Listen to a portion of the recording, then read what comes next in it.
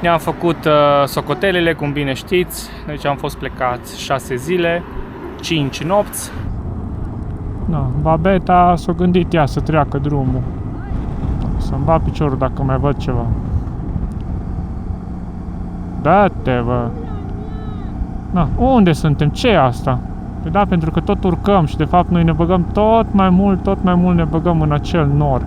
În loc să ieșim din el, noi ne băgăm din ce în ce mai tare. Da-te la cireșe, vorba lui Ruben. 7 grade, vreau jos de aici.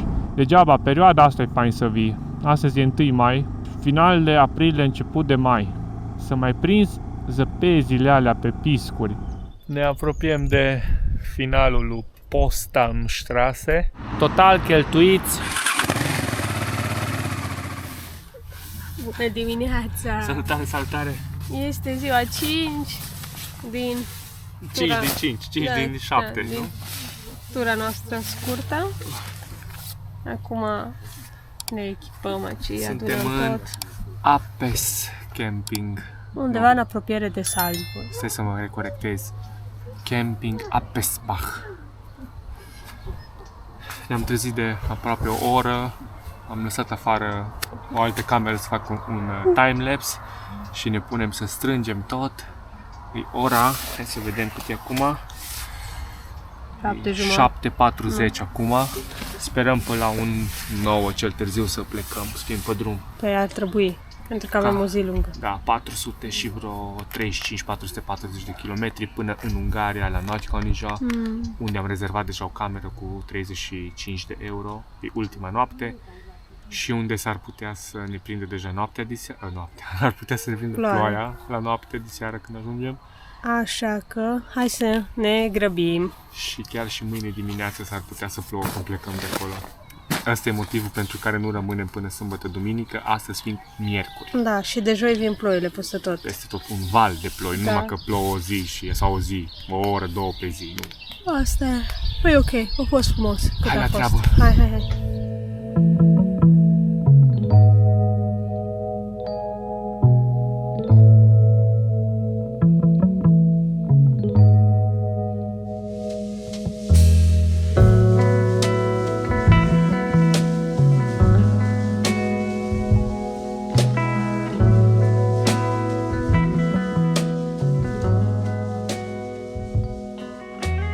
Da, ora 9 fără 10 și ne-am pornit la drum. Uite aici e lacul unde am stat. Am avut 2 variante de traseu acum, de aici de la Apesbach Camping de lângă Salzburg până la Nagykanizsa, la Nirfas Camping and Motel.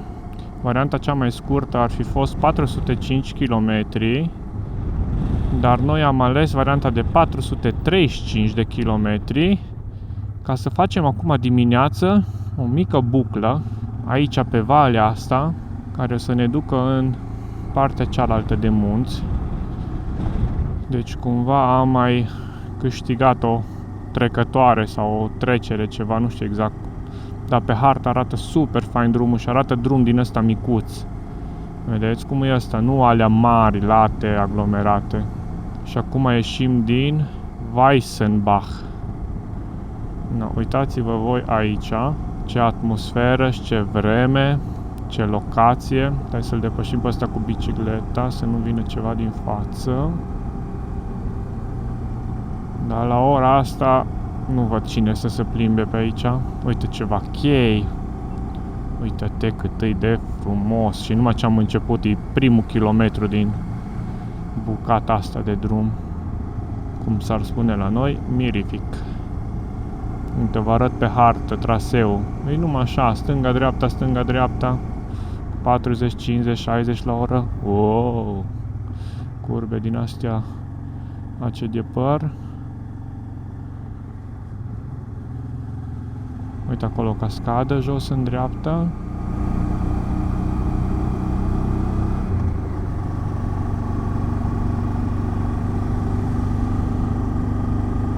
Temperatura a scăzut la 17 grade de la 20. Mamă, cât e de fain. Uitați-vă ce chestii faine sunt dreapta jos acolo.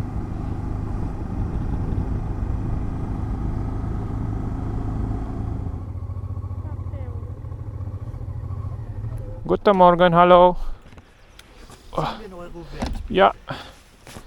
Geht mit Karte auch, wenn es Ihnen lieber ist, vom Auspacken. Ja, if it geht with Karte, ja, it's better. Dankeschön. Dankeschön. Tschüss. Na bun. Asta nu știam că o să vină. Ni s-au dus banii de micul dejun. 7 euro. Dar având în vedere că e cu plată, cred că într-adevăr o fi fain. Dincolo a fost ieri 5,5 pe panorama view ăla, Alpine Road ceva. Na, nu-i bai. Pe așa ceva nu-mi pare rău să dau banii. Am început urcările. După cum puteți vedea aici pe hartă, încep serpentinele, avem asfalt negru din ăsta nou-nouț. Hai că o fi fain. Direct de dimineață începem cu un pas. Ideea e că nu l-am studiat, nu știm exact ce pas e sau ce altitudine urcăm. Dar am văzut că e plin de curbe. Și atâta timp cât îl văd curbat, băi, perfect. Uite că lumea, cu mașinile aici, poate este traseu de hiking ceva. Nici cu întâia. Wow, wow, wow. Na, începem. Aici în față, uite curbele. Creștem destul de rapid în altitudine.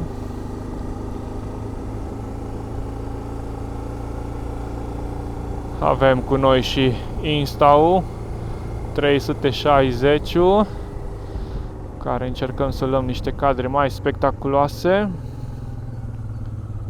Mi-a fugit curul pe bucata aia de bitum. Ei fac răpăturile, uite, bitum din ăsta S-a deschis peisajul. Wow, ce frumos e încolo. Degeaba, perioada asta e fain să vii. Astăzi e 1 mai. Deci final de aprilie, început de mai. Să mai prinzi zăpezile alea pe piscuri. Dacă vin, nu știu, deja iunie, iulie, august, e trist așa, n-ai viață cumva, nu știu cum să zic. Zăpada aia de pe piscuri dă o pictură la tot peisajul. Cu siguranță se va mai deschide peisajul și mai sus. Ar trebui să ajungem undeva la un punct de belvedere ceva, sperăm. Aha, se deschide aici peisajul acum. Aici o fi fain, iar uite, deja suntem în zona de Braz. Aha, ce frumos e. Deja ne apropiem de altitudinea de gol alpin mai un pic. E combinația asta de Braz și gol alpin. Bun. Stânga, zice el. Frumos, uite aici să ai căsuță. Să stai aici. Bine, cred că în perioada iernii e cam greu cu zăpada. Dar acum e foarte frumos. Nu știu, aici apare ceva parcare, ceva oprire. Hai să vedem. Noi tot urcăm. Temperaturile tot scad. Avem 14 grade. Și mai întâi ne-am oprit să facem 2-3 poze. Am intrat pe hartă, am văzut că e Postalmstraße. Că v-am zis că noi nu ne-am interesat de denumiri și așa. Pur și simplu mă uit pe hartă, văd dacă sunt cu curbe, mă pun și îl fac. Nici nu știu că e cu plată, că e 7 euro. Irelevant. Și când mă gândesc că acum avem soare și vreme impecabilă și deja diseară e posibil să ne plouă în Ungaria, facem și o poză. Pregătește Iasmina GoPro 7 Black, îl avem din 2018 sau 2017. Îl folosim în ultimul an numai pentru poze. Na, acum lăudam, nu se mai deschide. Îi stricat și butonul la săracul deja. Da, așa pentru poze rapide, instantanee de pe motor își face treaba. Că pentru anul ăsta setup-ul pentru filmare pe motor avem Action 3-ul ăsta de aici. Action 4 de pe care vorbesc și un Insta360 X3. Dar dacă o să reușesc financiar, aș dori să schimb acest Action 3 pe un Action 4, să am două la fel, pentru că îs diferențe între cele două modele. Atât imagine, focus, mai ales sunet, într-adevăr e îmbunătățit. Uite că deja am a 5-a zi consecutivă cu casca în cap Nex XV3 de la Biker Fan Shop și e foarte, foarte faină. Mă obișnuiesc cu ea din ce în ce mai mult și începe să-mi placă din ce în ce mai mult.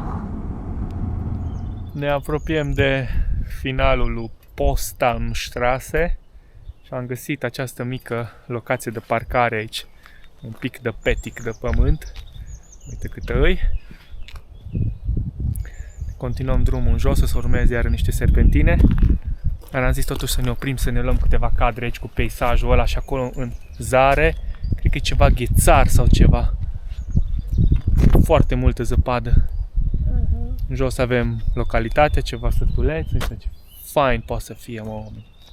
Și acum eu o să tac un pic din gură ca să auziți doar ciripitul păsărelelor.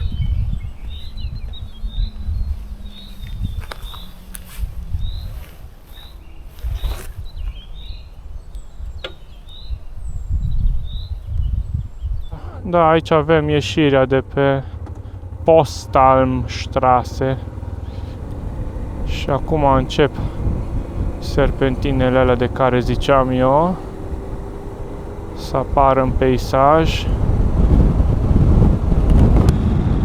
Uite astea de aici. Wow, ce peisaj! Wow, și ce drum! Și ce munți!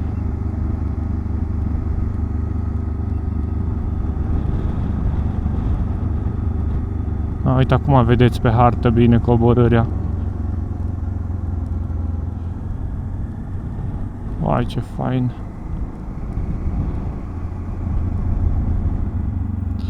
Trei, 2, 1 și... Uai, ce foamenii!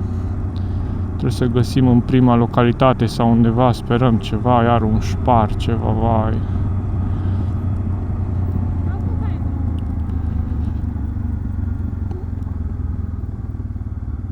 Interesantă trecătoarea asta, pasul, nu știu la ce altitudine urcă, nu foarte, foarte sus, dar e faină. Chiar dacă e cu plată, asta este, odată ești pe aici, 7 euro nu e o avere acum, un mic dejun. Da, ziceam că o să trebuiască să ne oprim pentru un mic dejun, doar că ne-am uitat ca zi întâi mai și la ei. Și ce să vezi, peste tot închis tot. Ne dă seama că e ziua internațională a muncii, nu e că mai român are nimeni. Și am găsit acum o benzinărie, un Peco, și ne-am luat de 15 euro, ne-am luat și aici croissant, ciocolată caldă, cappuccino și așa. Și am luat și la pachet salam cu pită. Șuncă, eu salam cu pită zic. No, bine, hai să mâncăm și să mergem mai departe. Da, suntem în Radstadt și e ok că ne-am scos cu mâncarea. Am găsit și la pachet o șuncă cu pită. Tot închis. Aici ultima oară când am fost, ne-am oprit, cred că și la Hofer și la ceva Peco mai în față aici. Na, asta este. O să trecem iară prin Obertauern, o stațiune de schi foarte faină. Și am trecut pe acolo când am venit din Corsica. Tot așa, final de aprilie a fost, 20 ceva aprilie, cred că 25. Iar astăzi fiind 1 mai, vedem câtă zăpadă iară sus. E foarte frumoasă zona asta. Mai avem 6 ore și 360 de kilometri. Hai să lăsăm pe asta cu Ducati multistrada lui să se ducă. Noi nu putem ține pasul.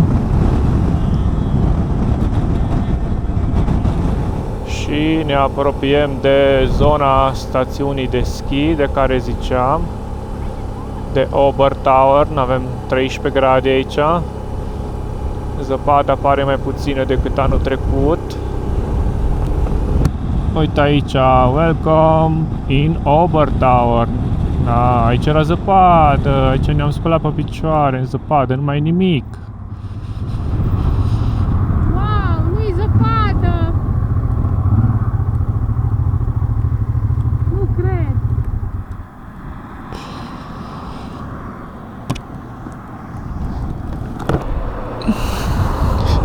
Dragilor, acum un an, când am fost aici, era full de zăpadă, drumul era închis, aici am poză, trântit de zăpadă. Da, era plin de zăpadă, asta ziceam și eu acum. Zici că e o lună de zile diferență între cele două secvențe, cum ar veni. Ai, frumos. Și stațiunea efectivă e un pic mai în față. Uitați acolo unde vedeți o gondolă că se plimbă. Acolo sunt pârtile. Și din moment ce funcționează, înseamnă că pârtii de schi sus mai funcționează.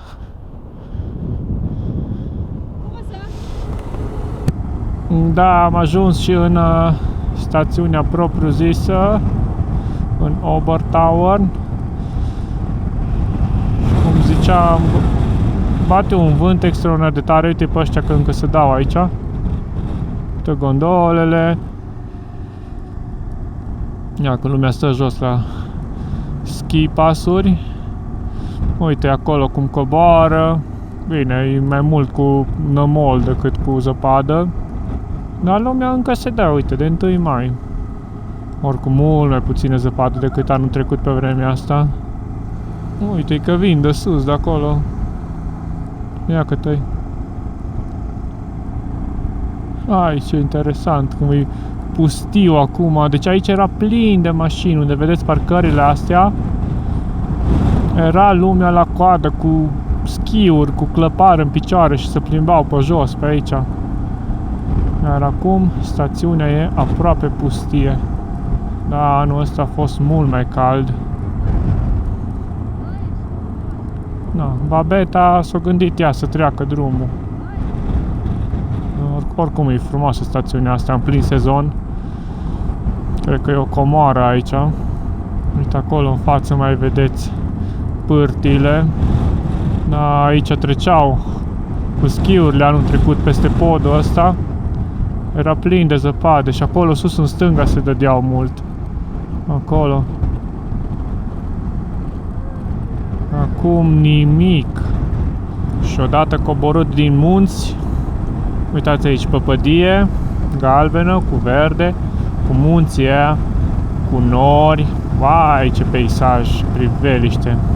Înapoi la 18-19 grade, de la 13 cât au fost sus. Bun, am înaintat, mai avem 213 km până în Ungaria și avem deja făcuți astăzi aproape 230. Deci cumva puțin peste jumate făcuți.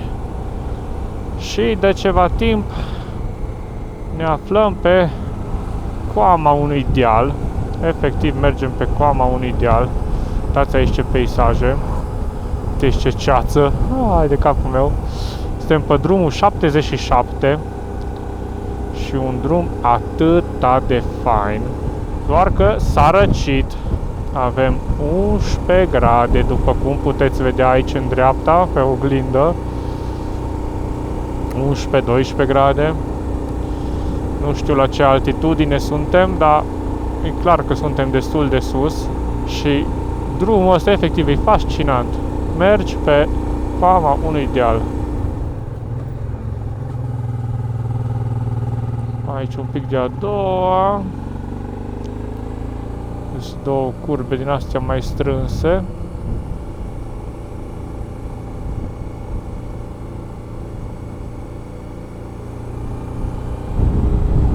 Bun, fain. Clar, suntem sus undeva, că suntem în nori, în ceață, în ceva aici, în dreapta noastră.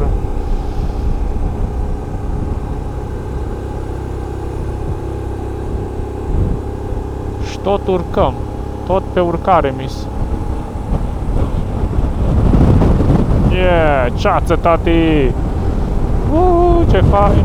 Stai să închid viziera. Aha! Ori sunt nori joși, ori ceață, dar sunt nori.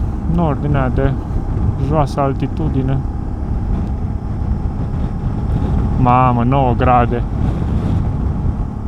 9 grade. Asta a fost vârful. Și acum începem să coborâm.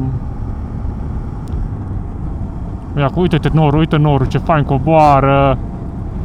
Uite cum coboară, nu cred. Efectiv.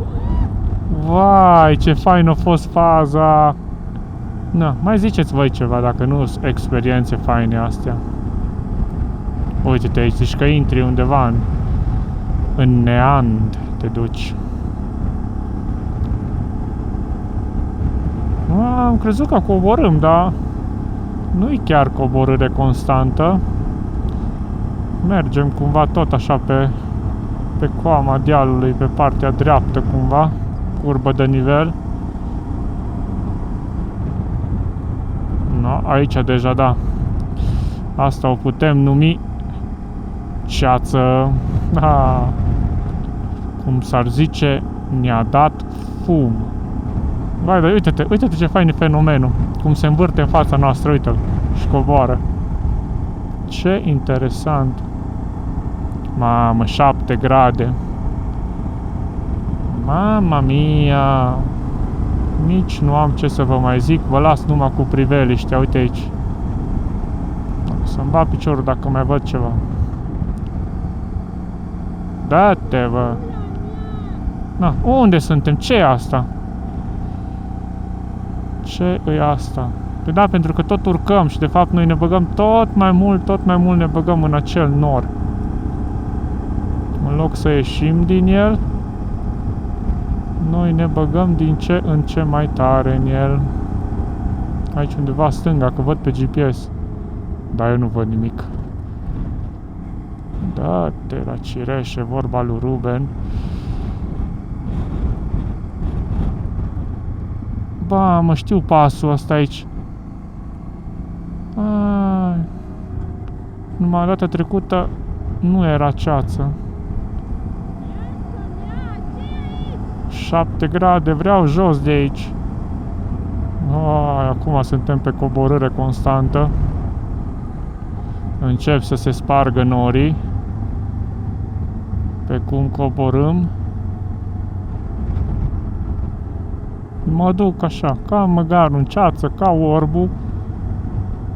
Efectiv mă uit după GPS. Mă uit aici la traseu. Să văd încotro. Nu văd nimic. Uite-te, nimic. Uite, 2 faruri. Hai de capul meu. Deci, știu că mă repet, îmi pare rău, dar credeți-mă că nu e așa funny să cobor cu 60-70 la oră să nu vezi aproape nimic. Bun, hai că mai avem 2 curbe și suntem mai jos undeva deja. Bă, dar ce frig, e tot 7 grade, mă. Aici o curbă de-a doua. Opa, așa. 3-a. A doua. Na, bun. Oprim filmarea că v-am ținut destul. Vai, hai că am mai coborât un pic. Am oprit filmarea vreo 6-7 minute. Deci asta îi Gaberlstraße. Drumul Gaberl. Cu numărul 77. Băi, foarte fain. Dacă avem și un tunel. Aha! Bă, dar e frig afară, mă. Ce e un frig? Nu se încălzește mai mult de 16-17 grade. Și ia că mai avem 150 de kilometri până la cazare și vreo 20 de kilometri până la Leipzig, unde vreau să și alimentez, că deja am pe bord 300 de kilometri făcuți, doar că începe ploaia. Sperăm să nu fie nimic grav, așa doar cât să ridice praful. Da, de astăzi deja încep în anumite zone să apară ploile. Vedem, mâine spre casă e mai interesant. și la noapte astăzi, pe când ajungem noi pe după masă, pe la 6. Și nu vrea, mă, să treacă de astea, mă, 15 grade, 16 grade, mă, așa ceva. Hai că am ajuns într-un Pecojet, aici de lângă Leibniz. Și am pe ceas 317 km. Băgăm un 95 din ăsta, perfecte. Au intrat 17 litri și un pic, am băgat de 29 de euro. Bă, rupte, deci pe mine ziua de azi mă termină. V-am zis 430 sau 440 de kilometri. Mult, mult. Mai avem 130. Coafura rezistă. Buy me a coffee.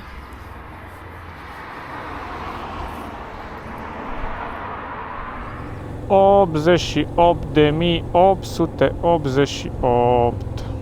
Mai exact, 188.888.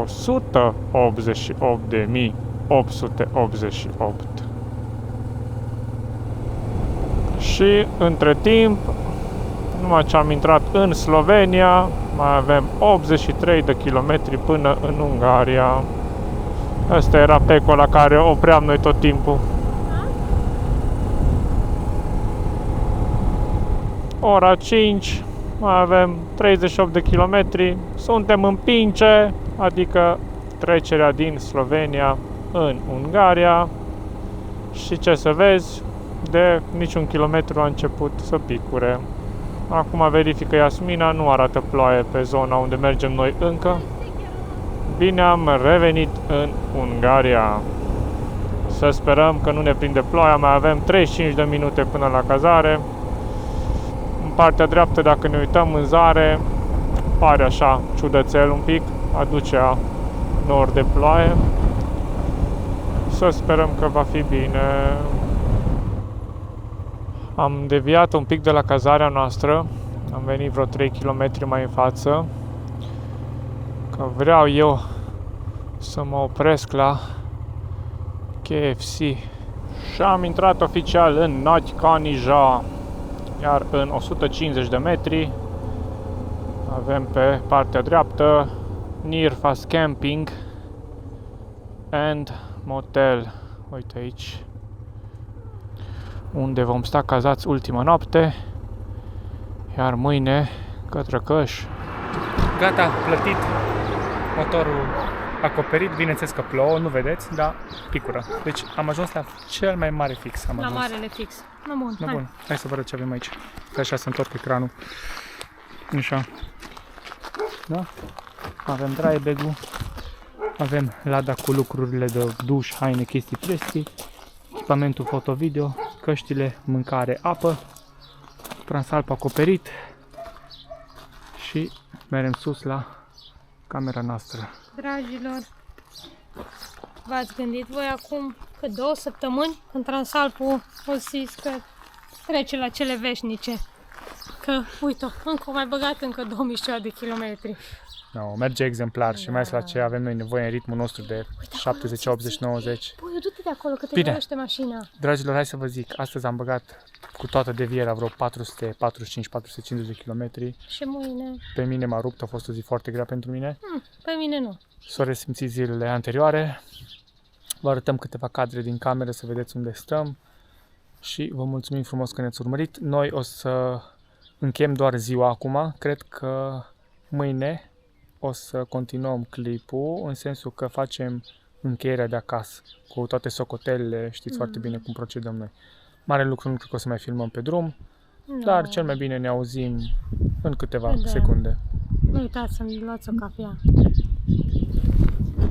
Ciao! Bună dimineața, lume faină, din ziua a 6-a, ultima zi. Plecăm de aici, din Ungaria, de la Nagykanizsa, de la Nyírfasz Camping and Motel, unde am stat peste noapte cu 35 de euro sus într-o cameră la etaj. Avem 400 de kilometri de făcut pe astăzi, așa că ne auzim direct acasă sau poate mai luăm câteva cadre de pe drum și o să venim cu tot deznodământul turei.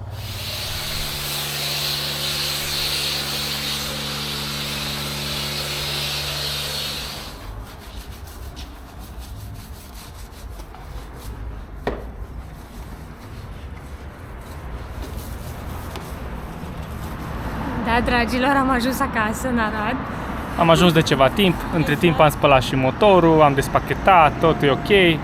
Ne-am făcut socotelele, cum bine știți, deci am fost plecați 6 zile, 5 nopți. 5 nopți au costat 211 euro, 2 la cazare, 3 la camping. Am făcut 2100 de kilometri și am alimentat de 190 de euro. Mi-am mai făcut o asigurare de drum și asigurare medicală când am plecat din Arad cu 40 de euro.